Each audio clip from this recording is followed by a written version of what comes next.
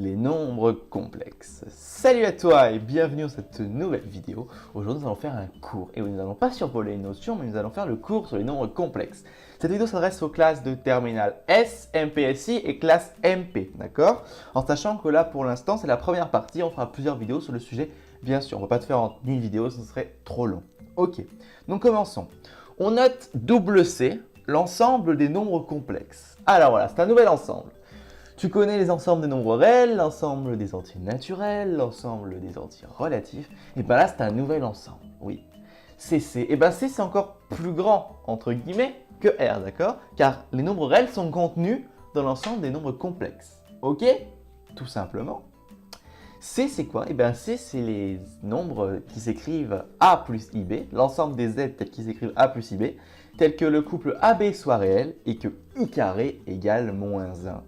Là, tu vas me dire, on va arrêter tout de suite, il y a un petit problème. Effectivement, un carré ne peut pas être négatif chez les nombres réels. C'est pour ça que nous avons créé cette extension, enfin que nous avons. Non, c'est pas moi qui l'ai créé, hein, c'est pas nous, pas moi, je suis pas dans le nous. C'est des mathématiciens pour résoudre, on verra plus tard, des équations. Tu as vu par exemple les équations du second degré certainement si tu regardes cette vidéo. Et tu sais que si dans R, si le discriminant, que tu notes souvent grand delta, est négatif, il n'y a aucune solution.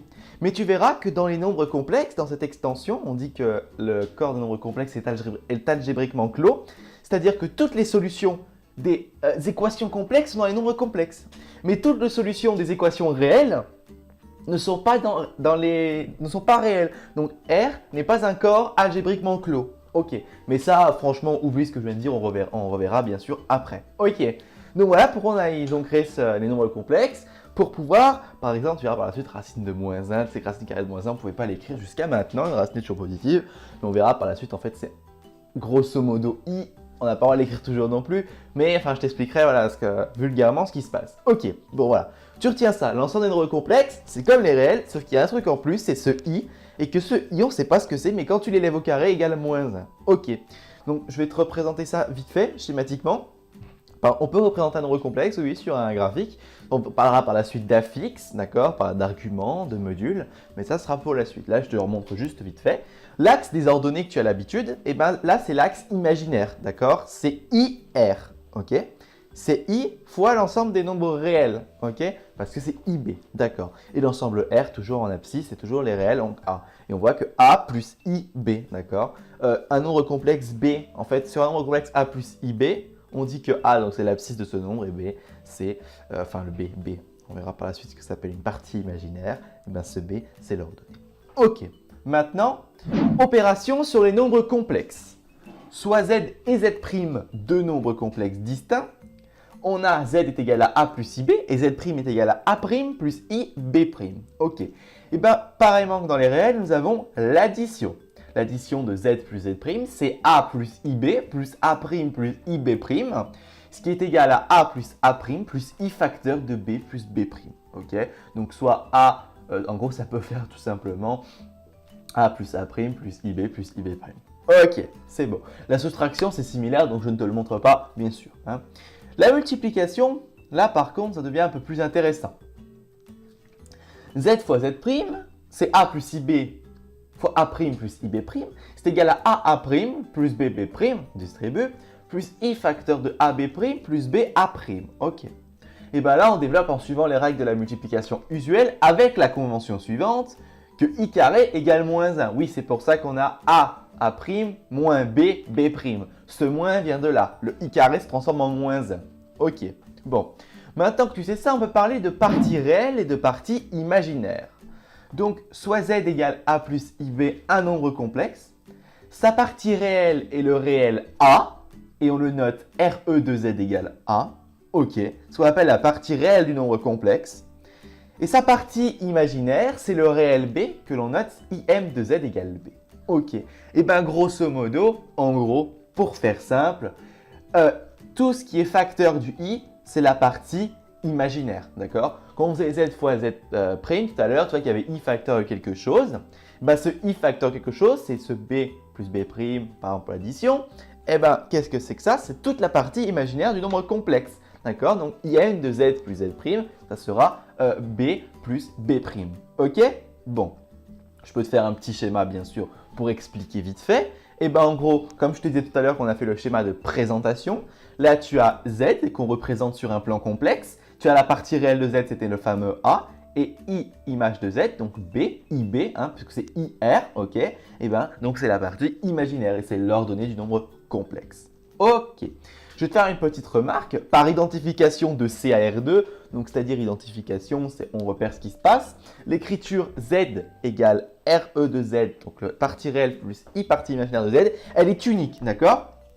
Si Z égale Z', alors Z égale Z', ça signifie que cette notation est unique. Elle sera aussi égale, d'accord? Tu peux écrire un nombre complexe, tu ne peux pas l'écrire différemment, ok? Tu peux écrire partie réelle plus I partie imaginaire. Tu ne peux pas l'écrire autrement, d'accord? L'écriture, elle est unique. Ok. Maintenant, calcul sur les nombres complexes. L'opposé de Z égale A plus IB, c'est moins Z, comme sur les réels, et c'est moins A plus I facteur de moins B. Donc c'est moins A moins IB. Jusque-là, tu t'en doutes, ce qui est logique. Ok. Maintenant, la multiplication par un nombre scalaire, donc soit lambda dans R, on a lambda Z, c'est égal à lambda A plus I lambda B. Ok. Ensuite, on peut parler de l'inverse d'un nombre complexe. Si Z est différent de 0, il y a toujours cette notion de valeur interdite. Chez les nombres complexes, on ne divise toujours pas par 0, hein, c'est pas près d'arriver. Il existe un unique Z', d'accord, qui est complexe, tel que Z' est égal à 1, d'accord? Et on note également que 1, tu sais très bien que c'est 1 plus I fois 0. Tu es d'accord? Ok. Bon, donc là, c'est l'inverse. Ensuite, on peut parler de la division. Et bien, la division, c'est quoi? C'est Z sur Z', où Z sont des nombres complexes. Et bien, c'est quoi la division? Et bien, c'est juste Z fois 1 sur Z. Ok, tout simplement. Donc, 1 fois l'inverse de Z', ok? Car tu sais que 1, tu sais par exemple que 1 sur X, et bien, c'est quoi 1 sur X? C'est, non, pardon. X, 1, X sur 2, c'est 1 demi de X, ok? Donc, Z sur Z', c'est 1 sur Z' fois Z. Ok, bon. Maintenant, on a la propriété d'intégrité. Si Z', propriété d'intégrité, c'est au niveau des résolutions d'équations. Tu sais, une équation est nulle si et seulement si l'un des facteurs est nul. Okay. Bon. Propriété d'intégrité, donc si Z' égale 0, alors Z égale 0 ou Z' égale 0. Ensuite, il y a les puissances. Z au carré, c'est Z fois Z. Z à la puissance n, où n est un entier, c'est Z fois Z fois Z, n fois, d'accord?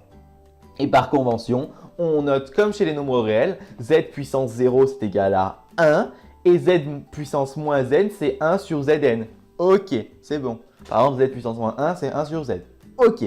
Maintenant, parlons de la somme des puissances. Quel que soit Z dans C privé de 1, on a cette somme suivante. On a la somme de k égale 0 à n de Z puissance k, c'est 1 plus Z carré plus machin plus Zn.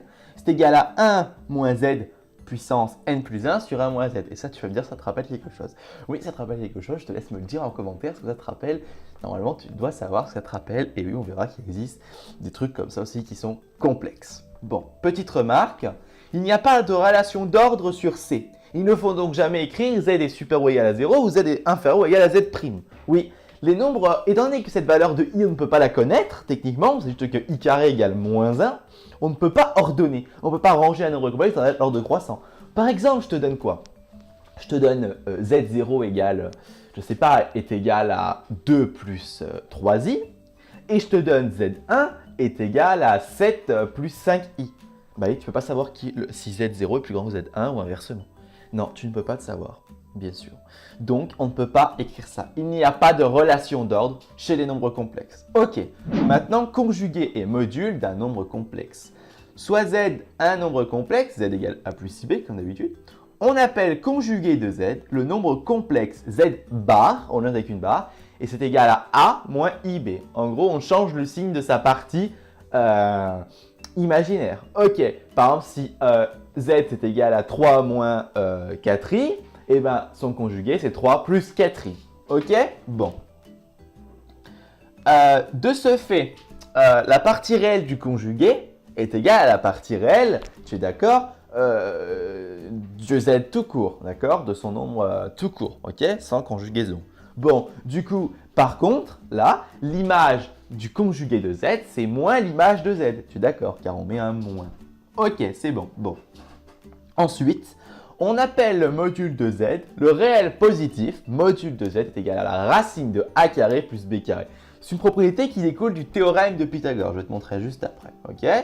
Mais du coup, voilà, c'est une valeur absolue de z. Ça fonctionne un peu dans la valeur absolue, entre guillemets. Attention au niveau de propriété, mais ça, c'est pas tout à fait ça. C'est le module, on le note avec 2 barres. Ok. Et je te fais une petite remarque, comme z fois z bar, c'est a plus ib facteur de a moins ib, ce qui est donc égal à a carré plus b carré. On peut dire, oui, on peut dire aussi, bien sûr, que le module de z, c'est la racine de z fois le conjugué de z. Ok. Maintenant, du coup, interprétation géométrique du conjugué et du module d'un nombre complexe. Donc voilà, je te présente ce petit graphique. Hein. Et bien, qu'est-ce que tu vois là? Tu vois que tu as z et tu as l'opposé, enfin pas l'opposé, pardon, le symétrique par rapport à l'axe des abscisses, puisque c'est la partie imaginaire qui change de signe, elle est négative. Ok, la partie imaginaire, elle passe négative. Ok, donc z est symétrique par rapport à l'axe des abscisses à z bar. Ok. Maintenant, le module, un peu plus compliqué, eh ben, ça découlait du théorème de Pythagore, comme ce que je te disais tout à l'heure. Tu as A et B, Z égale A plus IB, ok. Eh ben, le module de Z, c'est juste la distance entre le point Z et l'origine, tout simplement. Et ça découle, bien sûr, puisque tu fais une projection, ça fait donc un trait en rectangle, et ça découle du théorème de Pythagore. Ok. Maintenant, quelques formules et inégalités triangulaires. Z plus Z', le tout bar est égal à Z bar plus Z' bar. Ok. Z bar bar est égal à Z. Ok. Z bar, Z', donc tout sur bar, hein, c'est égal à Z bar, Z' bar. Ok. Ensuite, Z égale Z bar si et seulement si Z appartient à R. Techniquement, si Z est égal à Z bar, alors on peut dire que Z est réel. Il n'est pas complexe, enfin, il n'est pas imaginaire. Ok. Ensuite, on a le module de Z au carré, du coup. Et ben c'est z fois z bar, tu es d'accord? Car le module de z, je t'ai montré juste avant que c'était la racine de z bar aussi, d'accord? Hein, ça faisait carré plus b carré quand on faisait tout. Du coup, carré, c'est ça. Et ben le module de z bar, c'est le module de z, c'est pareil. Le module de z, z', c'est égal au module de z fois le module de z'. Si le module de z est égal à 0, alors z égale 0. Et maintenant, la fameuse inégalité triangulaire. Le module de z plus z' est inférieur ou égal au module de z plus le module de z'. Et voilà, cette inégalité est très importante, par la suite on le verra dans les exercices. La première partie de ce cours est terminée. C'est une partie fondamentale qu'il faut que tu maîtrises avant de passer à la suite. Ensuite, on verra les équations du second degré, on verra la racine énième, les formes exponentielles, les formes trigonométriques, on verra les transformations, on verra les droites complexes, les plans complexes, on verra plein de trucs sympas. Mais là, il faut que tu te concentres déjà à maîtriser cette notion, à t'entraîner à faire des exercices. Je te mettrai quelques exercices dans la description et je t'invite à les faire et à mettre la réponse en commentaire. Sur des questions, n'hésite pas, je les répondrai avec plaisir. Je te dis à bientôt et belle révision et on se retrouve pour la prochaine vidéo.